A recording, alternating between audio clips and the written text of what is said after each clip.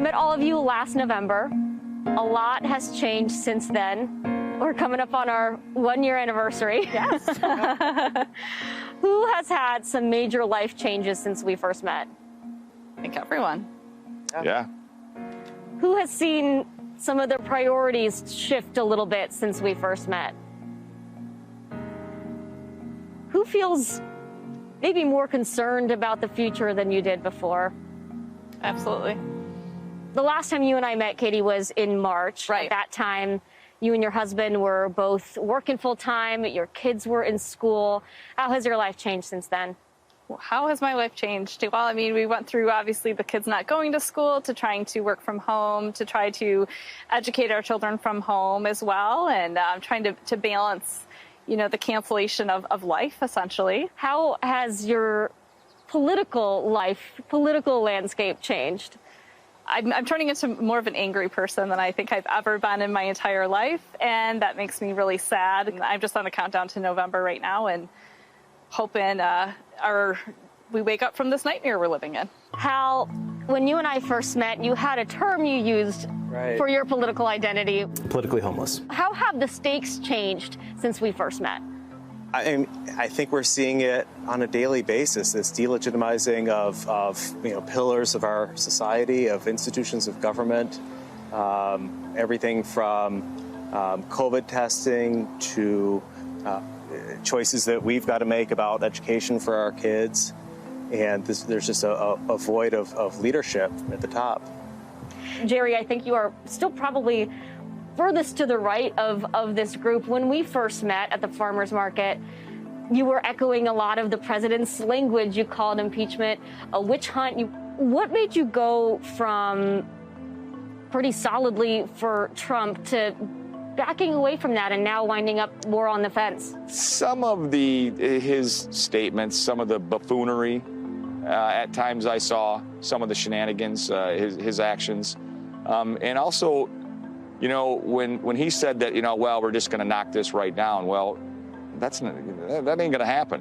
What do you think he should have done differently? Not had it so blasé, like, this, we'll take care of this. The bravado would be, that's kind of irking me right now at this point.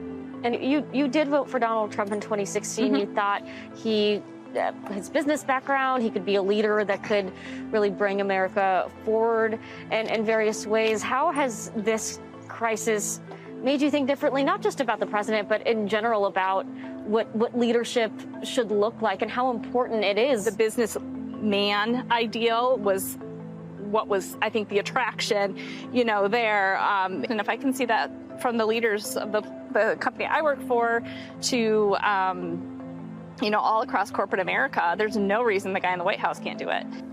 The president, both candidates are looking at the suburbs. They want to win over suburbs like the ones here in Kent County. The president has been campaigning on this law and order message in places like this.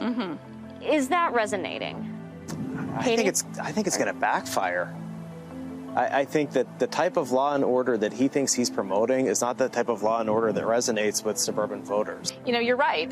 We aren't, suburban moms. We aren't 1950s housewives anymore. We're educated, strong women who are trying to raise families while working full time out of the home. A lot of us are. And to make us think that we're going to be, this, defund the police thing, and we're going to all of a sudden be overrun in our communities by all these bad people is ludicrous. Jerry, when I talk to people about voters, a lot of people say, how can you still be on the fence? When people wonder, how are some voters still undecided? How are some voters still on the fence? How do you answer that question? I'll be on the fence till I walk in there. And I'm sure we'll talk between now and then once the decision is made for a vice presidential pick. But I'll just leave it at that. I want to see a platform either way. I know what the right's platform is. I know what Donald Trump's platform is. Now I want to see what Joe Biden and whoever he picks is. And Dasha joins me now from East Grand Rapids, Michigan. Dasha, those voters also talked to you about Joe Biden's potential running mate. What are their thoughts on that pick?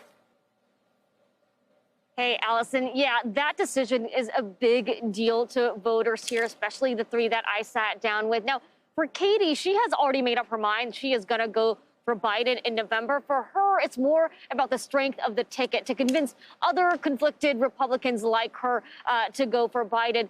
For Hal, he said he really does not want to vote for Trump, but he's nervous about that pick. He says if he goes with someone who he views as a little bit more radical, someone like Elizabeth Warren, then he's going to have to go for Trump. But otherwise, he's interested in folks like Susan Rice, like Karen Bass. He's open to those.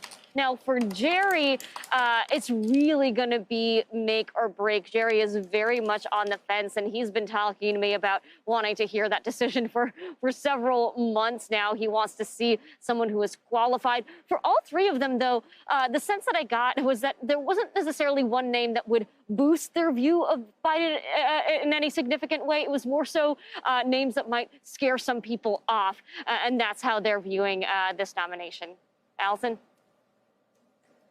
Dasha, so interesting to catch up with those folks again. You hadn't seen them in a while, but I know you'd been keeping in touch. Thank you so much for letting us know kind of how they progressed since last year. Thanks, Allison. Hey, NBC News viewers, thanks for checking out our YouTube channel.